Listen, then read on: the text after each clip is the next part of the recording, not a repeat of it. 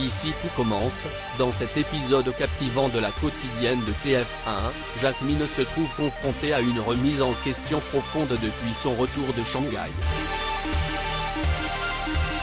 Elle ressent le besoin irrépressible de consacrer davantage de temps à son précieux enfant, ce qui a des répercussions sur sa présence à l'Institut Auguste Armand.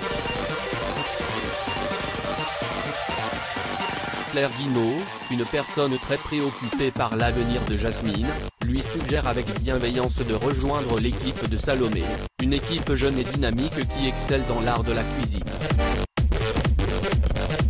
Cette proposition inattendue met Jasmine face à un dilemme complexe qu'elle devra sérieusement prendre en considération et examiner sous tous les angles possibles.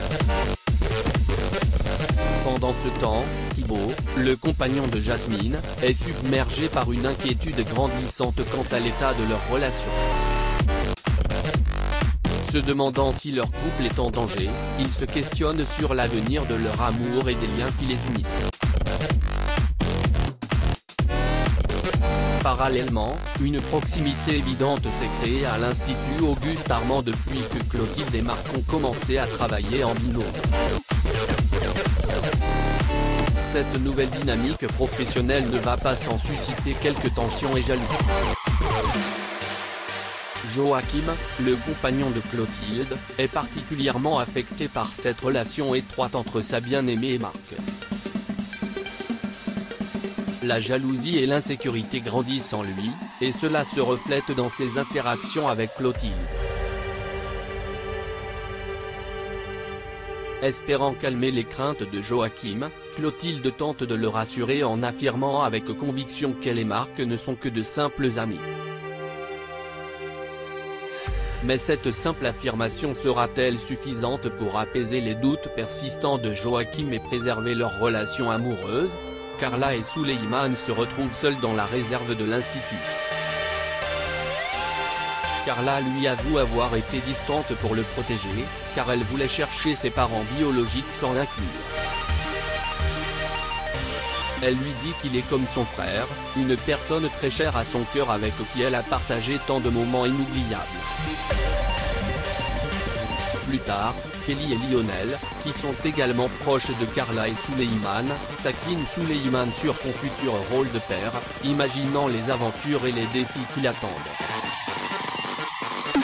Souleymane, bien qu'émotionnellement touché, garde un sourire sur son visage, essayant de rester fort pour Carla et pour le bébé à venir. Antoine, sentant la tension entre Carla et Souleymane, convoque les deux pour leur annoncer une grande nouvelle, il veut que Carla vienne habiter chez eux pendant la grossesse. Il explique que cela permettra de créer un environnement plus stable et sécurisé pour le bébé, avec tout le soutien familial nécessaire.